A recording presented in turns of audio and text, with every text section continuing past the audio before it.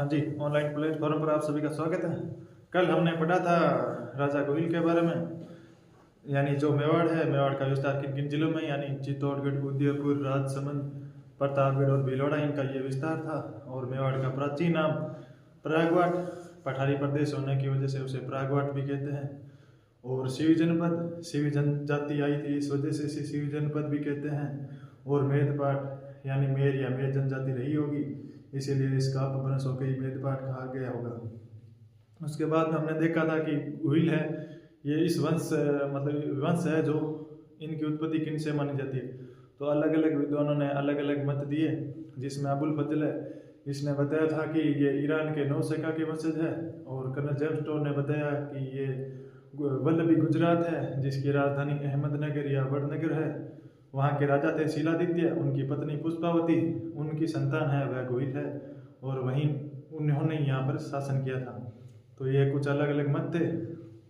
उसके बाद में हमने पढ़ा था कि राजा गोहिल है, उसने 566 ईस्वी में जो है मेवाड़ में गोहिल वंश की स्थापना की थी। अब इनकी जानकारी हमें कैसे मिलती है, तो एक सामूहिक अभिलेख है।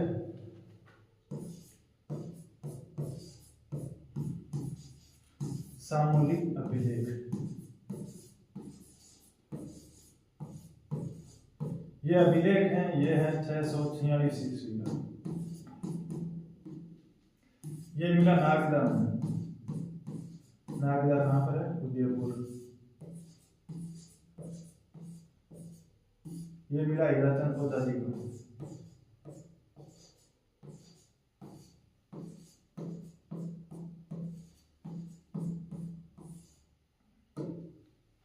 इन्होंने बताया कि ये जो शिलालेख है, ये है किसी शीलादित्य नाम के राजा का है। और ये शीलादित्य जो है, ये गोहिल की 5वीं पीढ़ी का वंशज है। जो गोहिल राजा बना था उसकी 5वीं पीढ़ी का है। जब ये 5वीं पीढ़ी है, तो जो पहले के राजा थे वे थे गोहिल। 1 नंबर पर आ गया गोहिल। गोहिल के बाद में बना था भोज। भोज के बाद में बना था महेंद्र। महेंद्र के बाद में बना था राजा नाग। और नाग के बाद बना था शीलादित्य। तो जब शीलादित्य का टाइम का ये शिलालेख है जो मिलता है 646 ईस्वी का, तो ये 4 राजा थे। तो इतिहासकारों ने माना कि किसी ने 50 साल, किसी ने 10 साल या किसी ने 5 साल शासन किया होगा।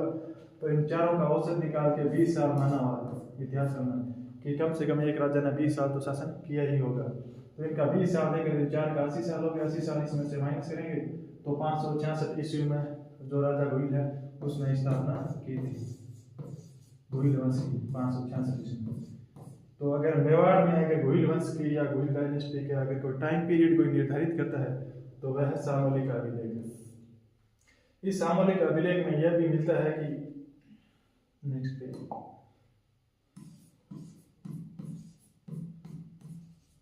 सामूहिक अभिलेख,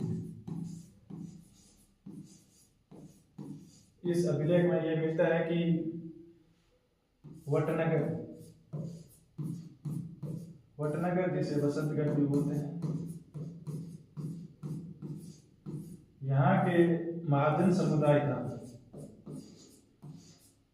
महाजन समुदाय,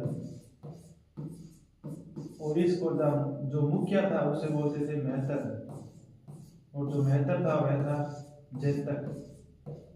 इस जैनतक ने एक मंदिर बनाया था। उस मंदिर का नाम था अरण्यवासिनी।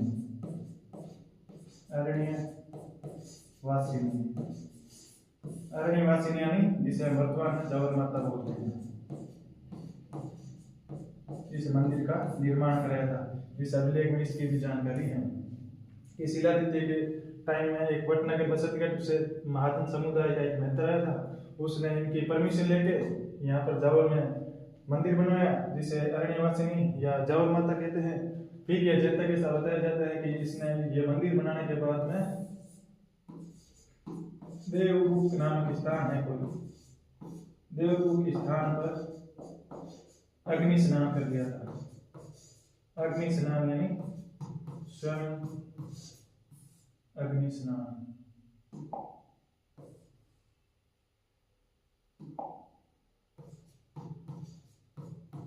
यानी स्वयं ने ही मृत्यु को वर्ण कर लिया था यह मंदिर बनाने के बाद में। यह जानकारी मिलती है।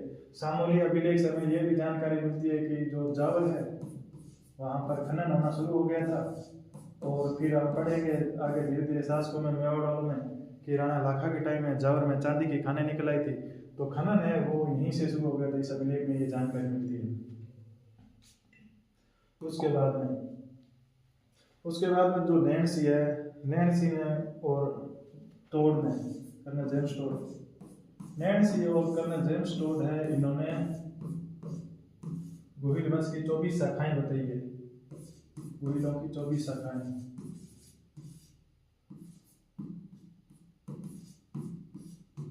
शाखाओं का वर्णन किया दोनों ने, जिन्हें हम देखते हैं किसी ने मेवाड़ पर शासन किया और कुछ ने वागड़ डूंगरपुर बांसवाड़ा, किसी ने महाराष्ट्र में और कुछ नेपाल चले गए थे। तो हम देखें कि मेवाड़ वालों का शासन कहाँ पर था, तो भारत में ही नहीं, इवन इनका जो शासन है वह भारत के बाहर भी था, यानी नेपाल में भी इनका शासन था। अब ये अपना हो गया। इतने तक तो था राजा गोहिल के बारे में। अभी हम शुरू करेंगे। गोहिल के बाद में अगर कोई मेवाड़ वालों का प्रतापी शासक हुआ तो वह था बप्पा रावल। तो बप्पा रावल के बारे में आज हम पढ़ेंगे। बप्पा रावल,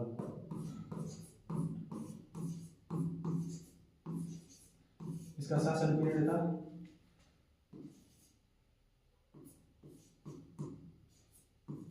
734 से 753। ये जब हम पढ़ते हैं बप्पा रावल के बारे में बताया गया है कि बप्पा रावल जो इसका नाम है यह वास्तविक नाम नहीं था। बप्पा रावल एक उपाधि थी, इसका वास्तविक नाम है वैकाल भोज है, वास्तविक नाम।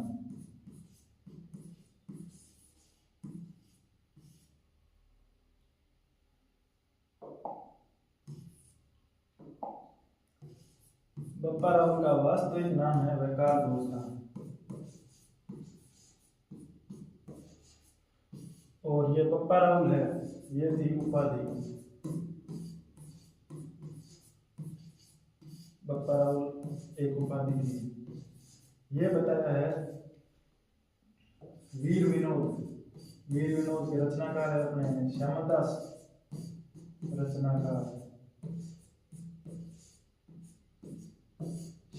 जी ने बताया है।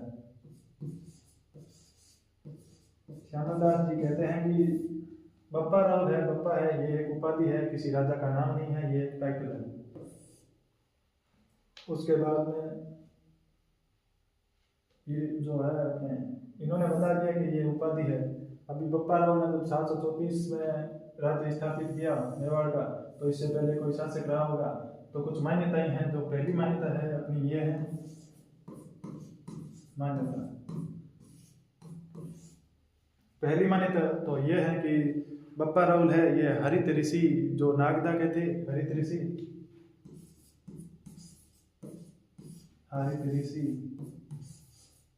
ये अपने नागदा में थे और महादेव के बहुत बड़े भक्त थे। और जो बप्पा रावल है वह इनकी गाय चराता था। बप्पा रावल इनकी गाय चराता था। बताया जाता है कि ये जो हरित ऋषि हैं ये नागदा में थे और महादेव की सेवा करते थे।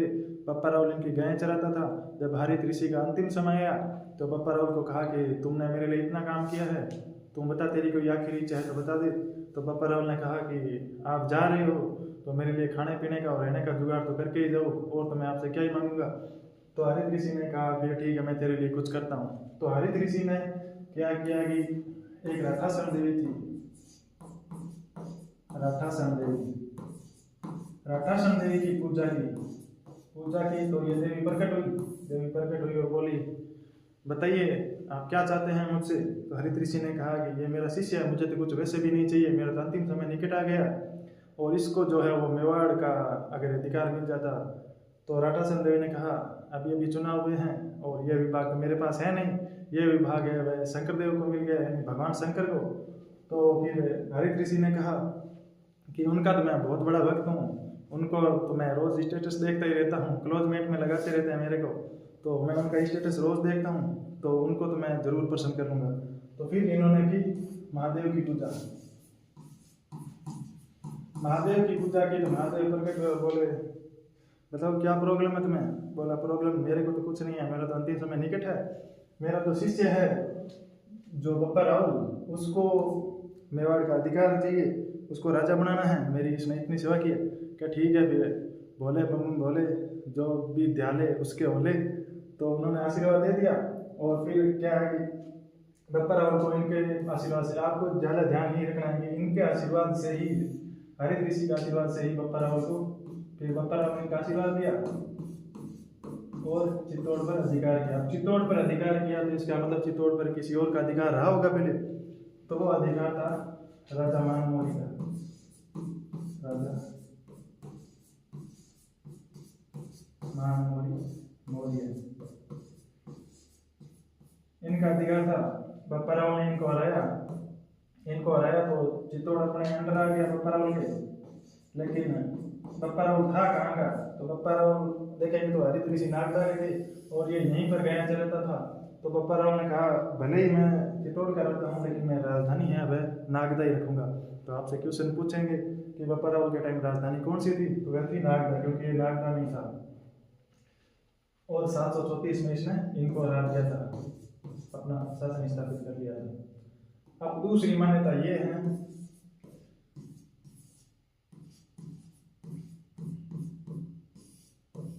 कि बप्पा राहुल है वह पहले से ही राजा मानमौर्य के यहाँ पर काम करता था, उनकी सेवा में था पहले से ही। जो राजा मानमौर्य है इनकी सेवा में था पहले से ही, इनकी सेवा में था। तो इनके समय में एक आक्रमण हुआ, विदेशी आक्रमण हुआ चित्तौड़ पर। तो उसको राजा मानमौर्य ने कहा कि योद्धाओं को बुलाकर कि विदेशी आक्रमण हो गया है, तो अब इसके समेटने के लिए इसके विरुद्ध कौन जाएगा? तो बप्पा राहुल ने हाथ खड़े किया कि इसके विरुद्ध मैं जाऊंगा, ये चुनौती मुझे स्वीकार है। तो बप्पा राहुल ने क्या किया, विदेशी आक्रमणकारियों के खिलाफ गया और उन्हें उनका सिंध तक पीछा किया और उन्हें वहां तक भगा के मारा। तो सिंध तक खदेड़ दिया था। इसलिए इतिहासकार सीवी वैद्य हुए हैं, एक सीवी वैद्य, उन्होंने इसकी तुलना चार्ल्स मार्टेल से की है। अब ये चार्ल्स मार्टेल कौन है? ये एक फ्रांसीसी सेनापति था, फ्रांसीसी सेनापति था जो प्रथम बार यूरोप में मुसलमानों को पराजित करता है।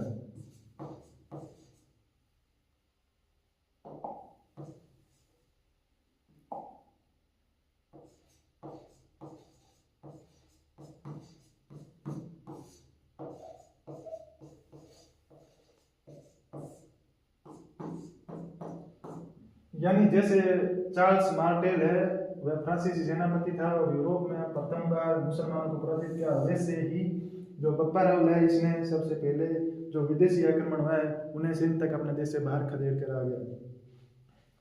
ये अपनी थी दूसरी मान्यता। और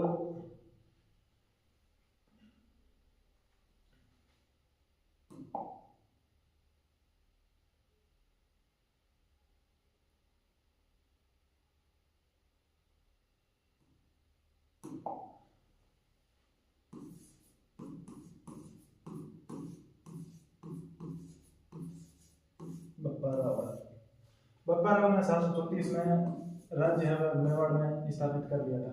अब राज्य स्थापित किया तो हरित ऋषि के आशीर्वाद से स्थापित किया और नागदा में अपनी राजधानी बनाई। तो नागदा में इसने नागदा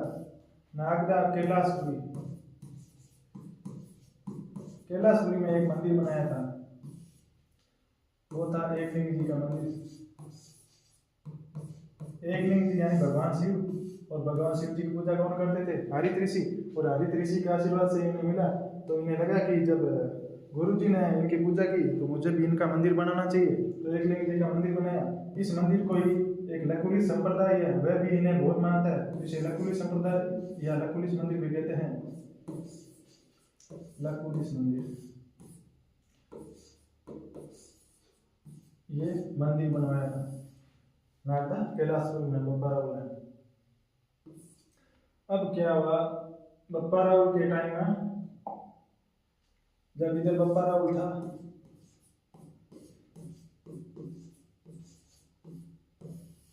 और बताया जाता है, पहली दूसरी मान्यता में हमने ये पढ़ा था कि ये राजा महानवली के दरबार में था,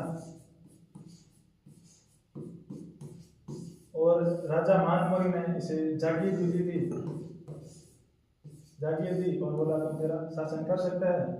और तभी 712 में पहला अरब आक्रमण होता है। अरब आक्रमण, ये अरब आक्रमण है, वो सिंध का राजा था, एक सिंध का राजा था जिसका नाम था ताहिर।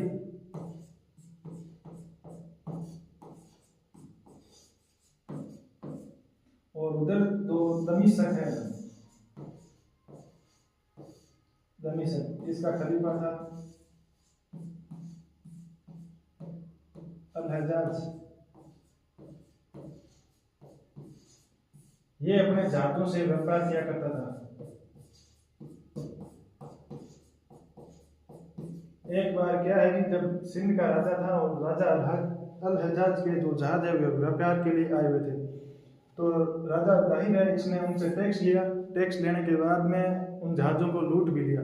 जब इन जहाज़ों को लूट लिया तो इनको पता चला, राजा अल-हज्जाज को इनको पता चला कि हमारे जहाज़ है वो लूट लिए गए हैं टैक्स देने के बावजूद भी। तो इन्होंने अपने एक सेनापति को भेजा, सेनापति के नाम था मोहम्मद बिन कासिम।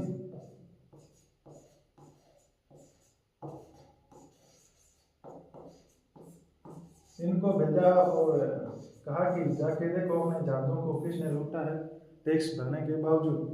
तो ये आया और सिंध के राजा ताहिर को एक लेटर लिखा कि हमारे जहाज है वो लूट लिए गए हैं। राजा ताहिर को ये पता नहीं था, क्योंकि जो लूटने वाले थे कोई और थे, और जब अगर राज्य का कोई शासन कर रहा है तो व्यक्ति महत्वपूर्ण होगा, उससे ही जाके बताया जाएगा कि नहीं आपके राज्य गए थे, या तो आप उन्हें हमें सुपुर्द कर दो या फिर हम उन्हें ढूंढ ढूंढ के मारेंगे। तो इस बात को राजा ताहिर ने सीरियस ले लिया कि मेरे राज्य के नागरिकों को आप कैसे मार सकते हो। तो राजा ताहिर ने और इनके बीच में एक मुकाबला हुआ, जिसमें राजा ताहिर है, ताहिर की हो गई मृत्यु।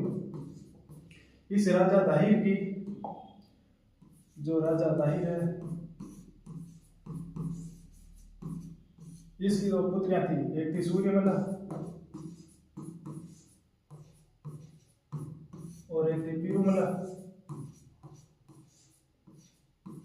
कासिम इन दोनों को उठा के उधर दमिश्क भेज देता है, राजा के अल-हज्जाज के पास।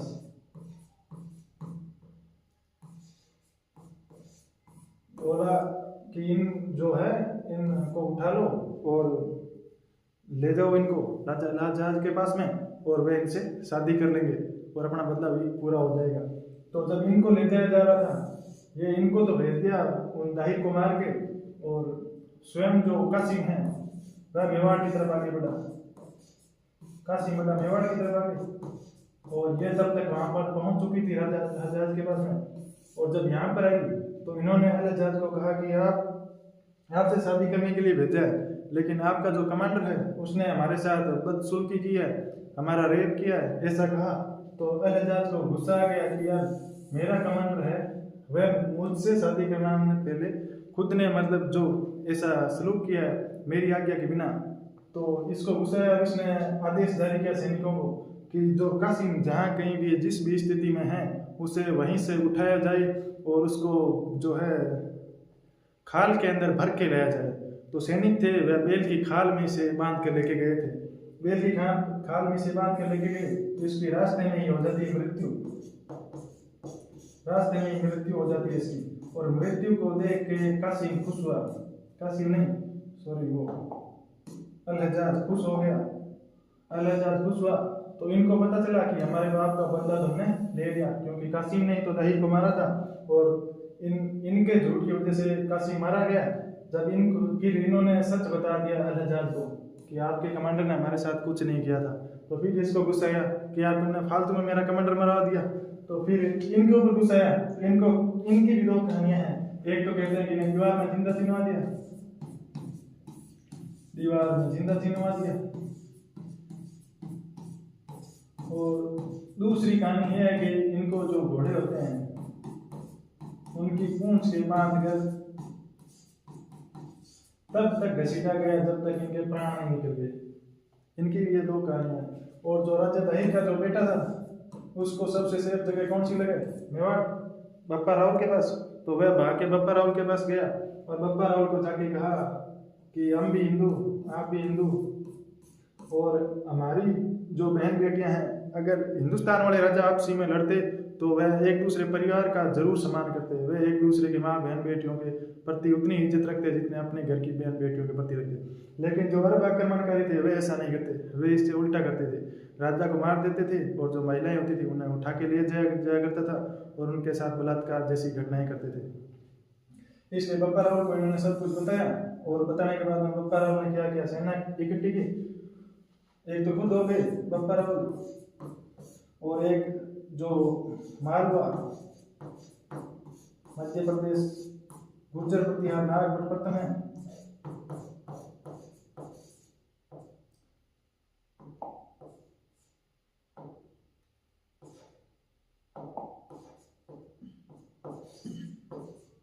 प्रतिहार का शासक था नागपट्टनम।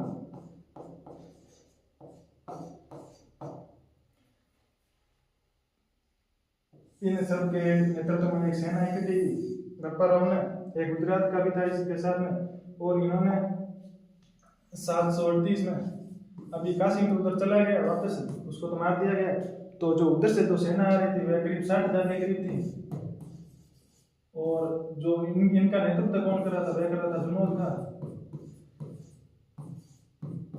अभी इधर से ये आ रहा है और इधर से बप्पा रावल ये जा रहे हैं। बप्पा रावल, नागपट्टनम, ये इधर से जा रहे। तो इस जुनूद खान को मार दिया गया और इनकी फौज की संख्या बताई जा रही है 6,000, करीब 10 गुना ज्यादा। तो इनको, इस जुनूद खान को तो मार दिया गया। और फिर बप्पा रावल ने जाते टाइम इधर से लंबाई चले थे। फिर बप्पा रावल ने जाते टाइम, जो अभी पाकिस्तान में रावलपिंडी नाम आपने सुना होगा, ये रावलपिंडी बताया जाता है कि बप्पा रावल के नाम पर ही पड़ा है, क्योंकि जो बप्पा रावल यानी रावल पीछे वाला नाम उठा लिया और पंजाब से होते हुए गए थे। पंजाब में किसी कबीले को क्या कहते हैं? पिंडी कहते हैं। तो रावल किसका पिंड? रावल का पिंड। धीरे धीरे कालांतर में यह पिंडी हो गया, रावलपिंडी। यहाँ पर इन्होंने एक चेक पोस्ट बनाया था, मतलब ठहरने के स्थान। काफी दिन यहाँ पर ठहरे थे। सेना जाती थी, ऐसा तो था नहीं कि अभी स्लोप में बैठे और निकल गए, ऐसा नहीं था। पहले धीरे धीरे आराम से सेना रुकती हुई जाती थी ताकि आराम करते हुए जाए तो आगे लड़ने में अच्छे तरीके से अपने जो हथियार है वे अच्छे तरीके से चला सकते हैं। इसलिए यहाँ पर चेक पोस्ट बनाया, इसलिए आज भी इसका नाम रावलपिंडी है। फिर ये बप्पा रावल के आगे गया धीरे धीरे। जब बप्पा रावल आगे गए अफगानिस्तान पहुंचे। अफगानिस्तान में एक स्थान है गजनी। अब भाई साहब बप्पा रावल पहुंच गए गजनी। गजनी में उस टाइम शासन कर रहा था सलीम। सलीम के पास गए और बोला युद्ध करोगे या फिर संधि करोगे, मतलब राज्य आपका हमें ही देना पड़ेगा संधि करोगे तो। इसने माना नहीं तो इसको हटा दिया। अब हटाने के बाद में क्या किया? अपना जो भतीजा था साथ में उसको कहा यहाँ का राज्य संभाल लेगा। बोला संभाल लेंगे काका जी। तो फिर इसको वहां का राजा बना दिया। और जो सलीम की बेटी थी वो हो गई बप्पा रावल से फिदा कि वाह क्या कार्य किया है, अपने भतीजे को लाया राजा बना दिया। कहाँ से कितनी दूर से चला के आए और यहाँ राजा बना दिया। तो इस बेटी से कभी शादी। तो बप्पा रावल आते टाइम जाते टाइम तो कष्ट ही था, आते टाइम तो शादी की। तो मौज मस्ती में गाने बजाने नाचते हुए आई और इधर राजा बना दिया था अपने ही भतीजे को। तो ये पूछा जाए कि अफगानिस्तान में राजा गजनी का राजा कौन था? सलीम। उसको हटाया गया और अपने भतीजे को राजा बना दिया। और उसकी बेटी जो सलीम की जो बेटी थी उससे बप्पा रावल ने कर ली शादी। तो ये बनाया। अगर बप्पा रावल के बारे में, युद्धों के बारे में पूछे तो ये बता देना। अब पढ़ लेते हैं बप्पा राव की उपाधियां। उपाधियां एक तो है हिंदू सूरज। हिंदू सूरज इसलिए कहते हैं क्योंकि जब 712 में आक्रमण हुआ, फिर विदेशियों का आक्रमण हो रहा था, तो ये किसने कहा कि जब अगर मैं नहीं जाता तो जो अरब है वह अपने इलाकों पर हावी हो जाते और अपनी बहन बेटियों को ले जाते और जो सलूक करते, उस अंधकार को मैंने मेटा है, तो मैंने सूर्य के भांति ये काम किया, इसलिए खुद को हिंदू सूरज कहा। और एक उपाधि इसकी चकवे। चकवे यानी तो चारों दिशाओं को जीत ले। अब चारों दिशा आप ये मान लो तो अफगानिस्तान तक इसने अपने भतीजे को बैठा दिया, तो चारों दिशा मान लो जीत ली इसने। और एक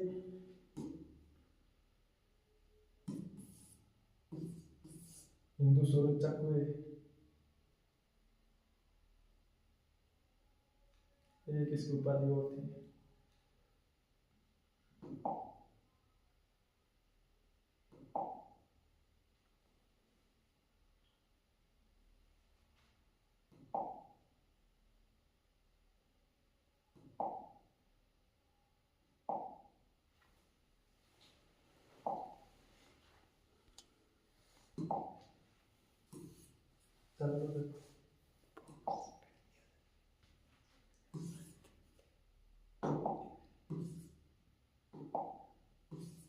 एक इसकी उपाधि थी राजगुरु।